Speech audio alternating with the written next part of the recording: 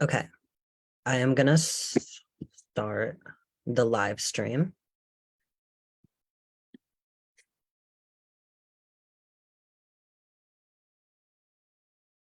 Okay, I see myself on Facebook, so it's looking good. I could see myself like moving like in a lag too. So it's pretty interesting. But so yeah, welcome everybody.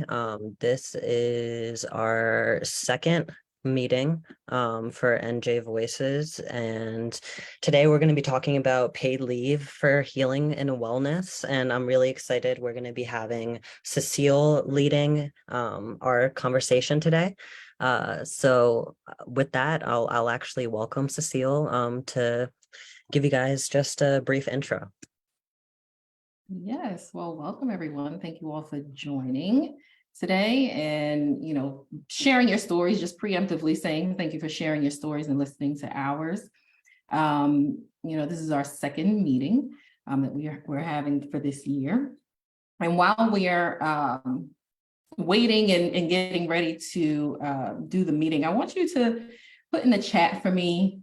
I think we know each other, but you can still put your name and where you're from, because you never know, you might connect with someone that you can hang out with in your area. But I want you to define what wellness and self-care mean to you. What is that definition for you? How do you define it? How do you do it? How do you experience it, express it, all of those things? Please feel free to share that in the chat. And just a reminder, just to keep your microphones muted so that we have minimal disruptions. And if you can, have your camera on as well. But of course, if you need to take a break, stretch yourself out, get some food, attend to yourself or your children, whatever it is that you need to do, feel free to do that. Okay. We'll start with that. Yeah, and I could actually give you guys just a quick overview of NJ Voices if you'd like me to get into that. With that, so my name is Nat, just as a introduction. Pronouns are they, them, and I'm a workplace justice organizer with New Jersey Citizen Action. So New Jersey Voices for Paid Leave is actually a newly launched public-facing forum that will give us all the opportunity to lift up our needs. So the forum is led by advocates and organizers from New Jersey Citizen Action, as well as our 2023 Paid Leave Mentors program and advocate program, which you will meet later on. So the goal of this forum is to build collective power and care through our movement for access to family leave for all. So collective power can look like spending intentional time with loved ones, taking into account each other's needs, and prioritizing each other's rest. Collective power can look like building power together through a vision of creating a world where we are cared for and where we care for one another. So by working together and creating this space through collective power and care, we could elevate our voices and really ultimately come out stronger and create the change that we deserve. So very, very excited to have you all here. And we're actually going to do a nice short mindfulness breathing exercise, which will be led by Cecile. All right, so I'm looking at some of your responses here in the chat, but I'll go over that once we're done with our breathing exercise. I think it's always great to start anything you do with just centering yourself in general. We often jump from one thing to the next, and we don't take the time to breathe. And breathing and taking intentional and deep breaths is so critical to our health and our wellness. Literally, our physiological health is so critical. It's so critical to that. And so we're not going to do anything fancy here, but we are going to sit and just take a moment to take intentional deep breaths. Okay, so my phrase is always never underestimate the power of a deep breath. And that is why I always start things with that. So if you feel strange about having people looking at you breathing, you can go off of camera. But in general, again, we're just going to sit and just take a deep breath in without struggling, just gently breathing in and breathing out all of the air out of your lungs and relaxing your body, bringing your shoulders down, releasing your jaw, unfurrowing your brow. Take another breath in and out, and you can go at your own pace. You don't have to go at mine. But at every out breath, just be intentional to release a piece of tension in your body, whether it's in your feet or your fingers or your stomach. Be mindful and aware of your body and what it's doing at this time and in this moment. You feel so called, you can also move your head from side to side, or up and down.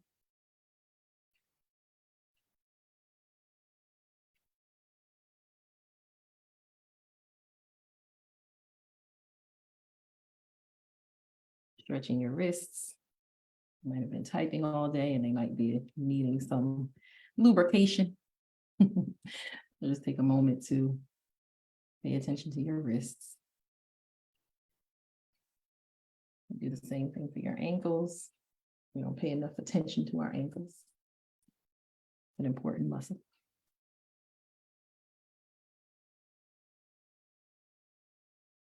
Take one last deep breath in. And on your exhale, just make a nice sigh. And relax your body completely. I highly recommend just doing that throughout your day. I know if you're like me and you sit at your computer for a great majority of the day, doing that simple exercise while you're in a meeting, whatever the case may be, will really improve your ability to focus and be present in what it is that you're doing. So I hope that was helpful for you. So just to move forward, as Nat stated, I am Cecile Edwards, and I'm a paid leave leader, trained in the program last year and continuing on as a mentor. And my focus has always been on postpartum wellness. I started as a postpartum doula in 2016 because of my own personal journey with wellness and being a mother who realized that I simply was not taking good enough care of myself. And even though my daughter was older when I experienced the changes that I experienced and the shifts, I did recognize that it was a compilation of many years of not caring for myself that brought me to that point. And ever since that, I have been having a great time taking care of myself and ensuring that I'm cared for and talking to other people about their care and about their wellness. So self-care and wellness for me are two different things. Self-care is those individual things that you do, and wellness includes systemic things. So this is why we're talking about things like paid leave. And we can talk about many other things, such as the way that we even do our work on a daily basis, right? And whether or not we take our breaks, we use our paid time off, we take our vacations, and all of those things. And even just relationships in general, in the workplace, all of those things, I think, encompass wellness. So you can be healthy and not well. So your body can be healthy, your mind can be okay, but you cannot be well because of other social determinants, I guess you could say. So with that, paid leave is a perfect opportunity and perfect chance to be able to care for yourself, especially after going through the physical, emotional, the spiritual changes that happen after pregnancy. We all know if you have had a pregnancy and that pregnancy, was term, whether it was term or it ended early or whatever the case may be, your body went through that change and then had to adjust after you were no longer pregnant. Okay, so I have to add that in there because it's not just if you have a baby, but if someone experiences a miscarriage or experiences abortion or whatever the case may be, your body still goes through those physical, psychological changes. So I just want to ensure that we uplift that point. But with that, as a postpartum doula, we learn a lot of things about caring for women's bodies and their minds and their spirits to assist them with going through the process of becoming a mother, right? And so just think that we get, it's usually thought that those 42 days after having a baby is all that we need for rest and restoration. But the physical reality is that that is the time that it may take for your uterus to go back to the size that it was pre-pregnancy, or to whatever normal size is, whatever is deemed within that range, right? But of course, we know that that can be different for different people. It can be different based on whether or not you had a C-section. It can be different based on the level of stress you have, and other conditions. So it's usually determined that 6-week checkups only note the tone of the pelvic floor muscles, right? So, but your care or your wellness, your healing may take longer. It can take up to 40 to 180 days into the postpartum period. Some other realities is that if you have diastasis recti, for example, your body can take a full 6 months to heal after having a baby. And it's often advisable to wait 12 to 18 months between having children if possible, or 18 to 24 months if the pregnancy was a surgical birth. So right now with paid leave, we get 3 months or something like that. And so we want to be mindful that, our advocacy and the work that we do to increase that time is important. And, and ensure that we push for that so that we can actually be well before going back to work. Because then there's challenges when you go back to work, right? We do know that certain places there's a pump act that is in place, but before that, women even just breast pumping their milk if they're breastfeeding was a challenge, right? So it's up to us to uplift these laws and these statutes within our workplace so that women can have the opportunity to balance as much as they can, work in life and having their children. Another fact that I want to ensure that we look at when we're talking about paid leave too is that fathers can also experience certain physiological challenges. So fathers can experience depression, loss of sleep, of course, and baby is not discriminating against who's hearing them cry if they're crying at night. And so, paid leave for fathers is also essential. And paid leave is also essential for those who experience domestic violence, because we know that, this is also for people who experience intimate partner violence or domestic violence as well. One of the things that I learned recently is that a huge risk factor with domestic violence is that the victims often experience head and neck trauma and concussion. And so that head and neck trauma needs time to heal, right? You need to have the time to be able to get well after that, experiencing that level of trauma. So that's something also to consider when we're talking about caring for ourselves and wellness and utilizing this great tool of having this law to assist people. So I wanted to just say that and also look at the chat and see what people define wellness as. And if anyone has anything that they want to jump in and add, please feel free to do so. Any stories that you have about your journey. So wellness and self-care mean having time and resources to be able to listen to my own self or core voice and needs. Extremely essential, right? If you don't have the time to sit still, to care for yourself in the way that you need the care, then how will you be able to heal yourself, right?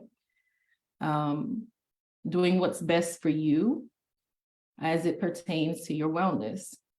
Very straightforward, right? Whatever it is that you need for your own personal wellness, whether it's to travel, whether it's to sleep some extra time, whatever the case may be. And sleep is a huge topic for me because I think that most of us don't get enough sleep in general.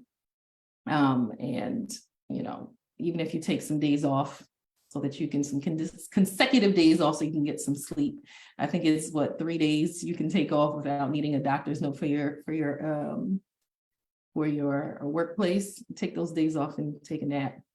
Lots of naps, right? Wellness and self-care means taking time out for your well-being. Wellness means doing anything that supports your well-being. Wellness means having a balance between care for self and others and responsibilities in a way that is satisfying for you. I love that, satisfying for you, right? Because oftentimes we do things that we think we should do and not what we truly feel like is the best thing. Wellness and self-care means taking care of my mind, body, and soul. Being self-full, addressing self-needs to enhance wellness. Wellness to me means not struggling, not surviving, but thriving in your health. I love that. Wellness means to me being aware and accepting your limits, physically, mentally, emotionally, as well as socially. So we have all these great definitions. If anybody wants to come off and, yes, I agree, take those naps. Anyone wants to come off and share any of their experiences with their wellness after delivering, or if you're a direct service provider and providing for someone any experiences, please feel free to do so. The rest is resistance. Yes, the nap ministry is my favorite.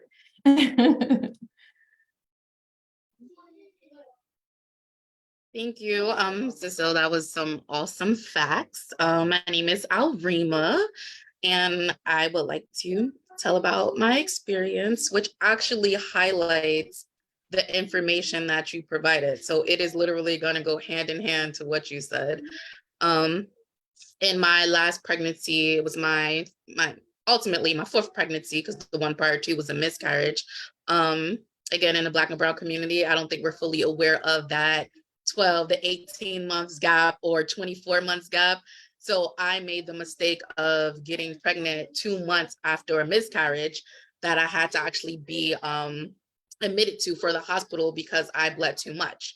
So I got pregnant again like 2 or 3 months later, and I was not aware of this. And by that time, my blood volume did not come back to normal, and it ultimately interfered with my cardio health, other health issues that I occurred during the pregnancy, which also led to depression and anxiety. After some time, it eventually like went away. It was mild by the time I was like 8 months of pregnancy, and everything was okay. I was like, okay, I'm gonna enjoy this, get the best of it. And then in the delivery room, that's when all the chaoticness, all the things that I hear about mothers of color facing, I actually was hit with. In that the anesthesiologist did not listen to my wants and needs or concerns. I told them that they were putting the epidural in wrong, and I felt like it was hitting something. And for me, they were, which was nerves. And then he just said, well, I'm just going to inject the medicine for wherever it goes. So they never secured the line, and they just squirted the medicine, which I actually felt go shoot up like everywhere in my body. They pulled the line out, and they was like, hurry up, like basically just hurry up and let her push, because it's only going to be temporarily. It's only going to be temporary. I'm sorry, I got background noise.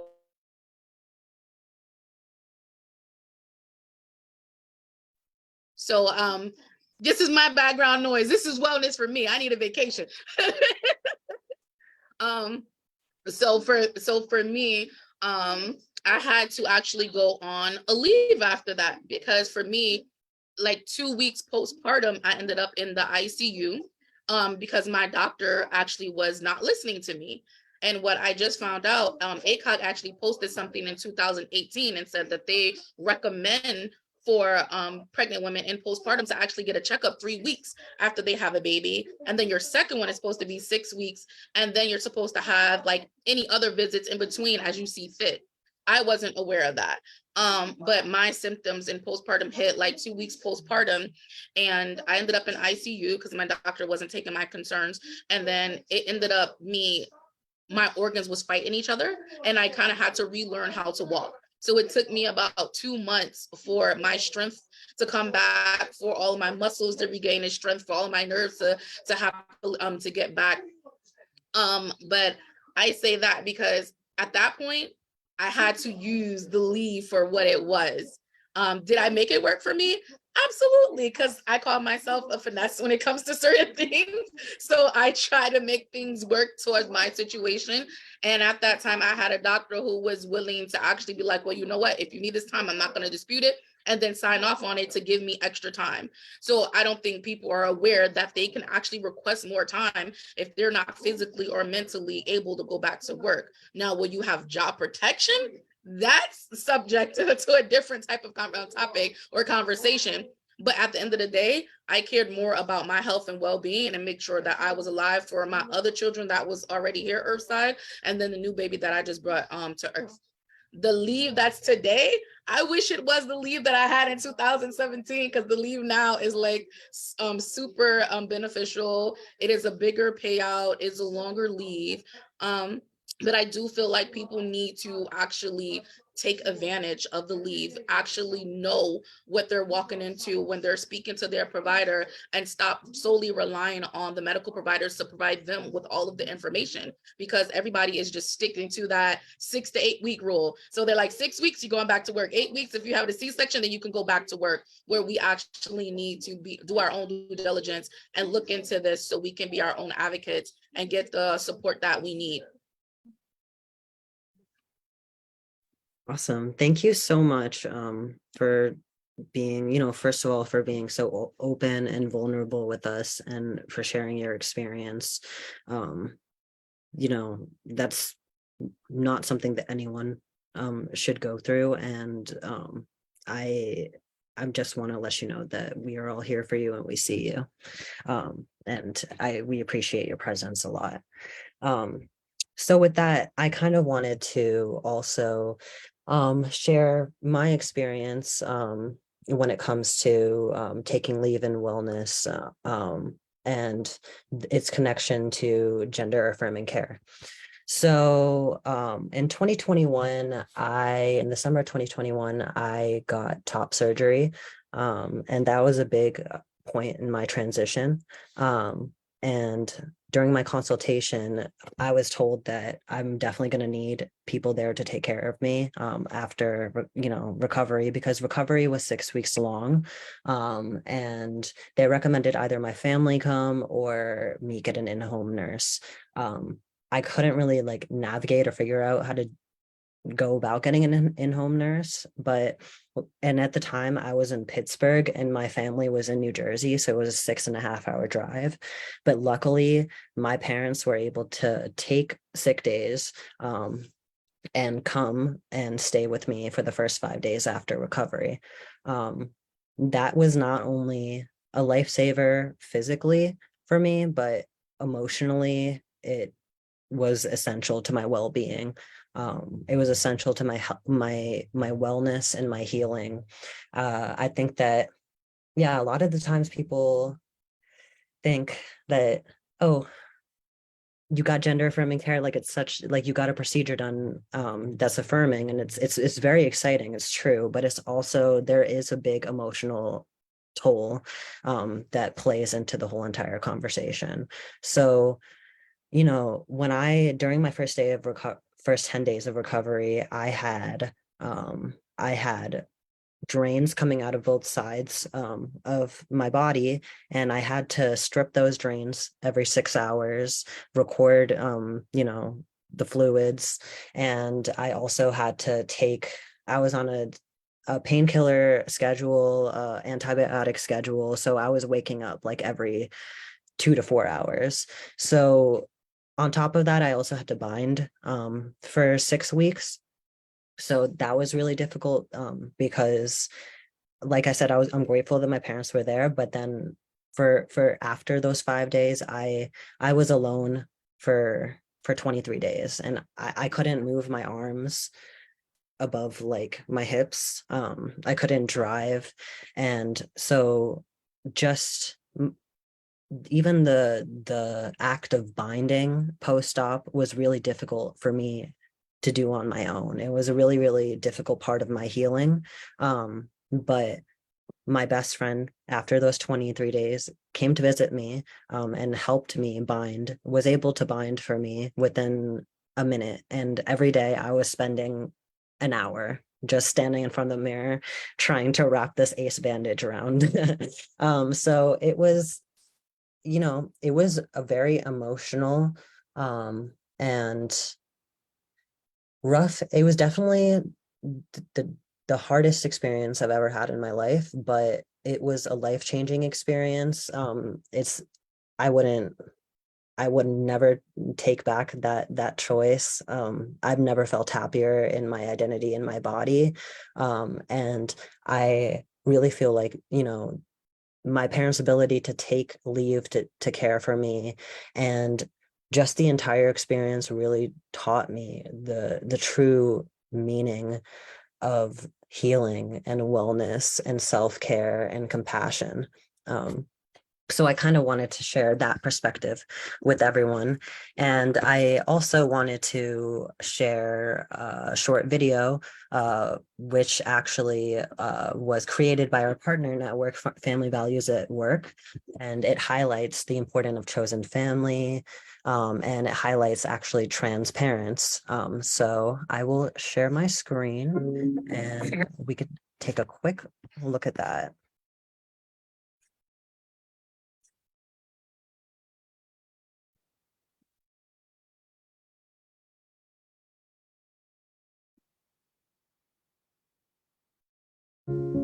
Figuring out who my family is or what my family is in my adulthood has always felt really complicated. I'm not close to the family that birthed me, either geographically or in terms of our relationship. When I think about the people who I consider family, they're my constants.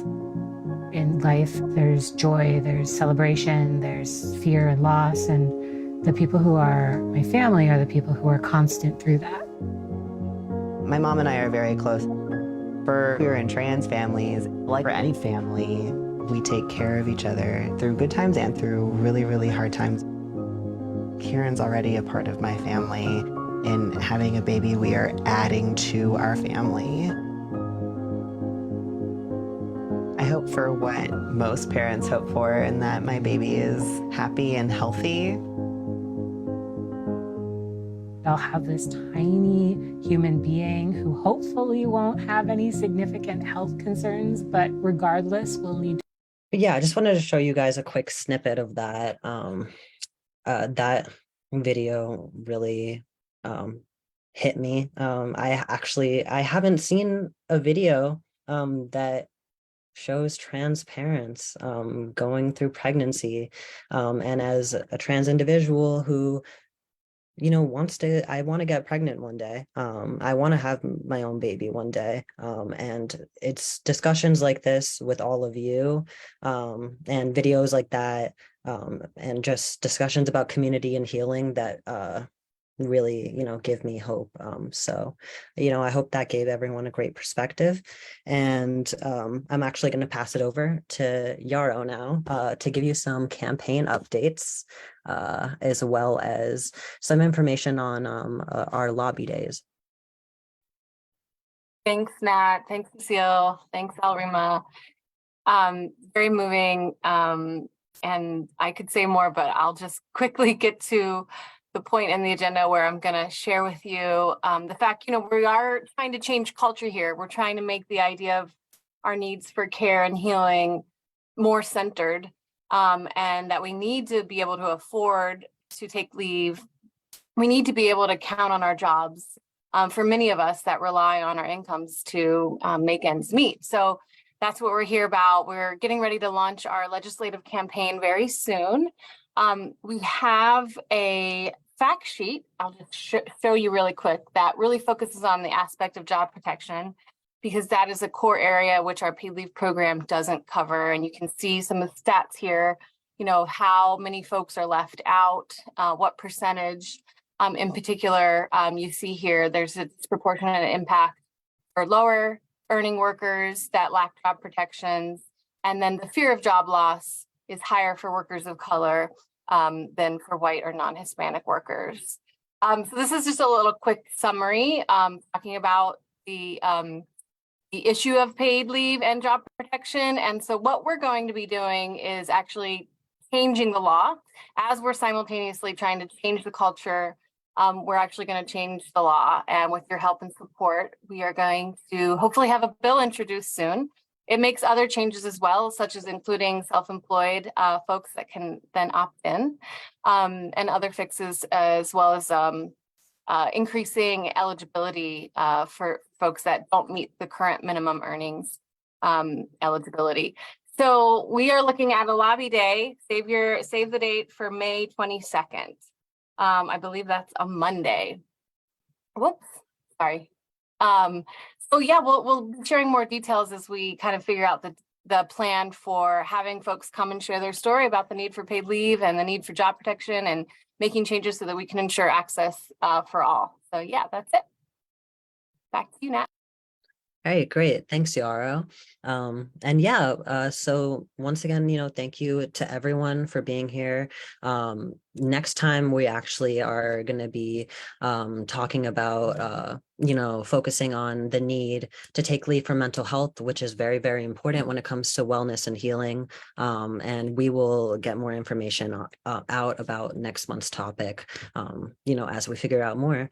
But with that, I am actually also, Yaro, if you want to maybe drop the registration link if anyone needs that.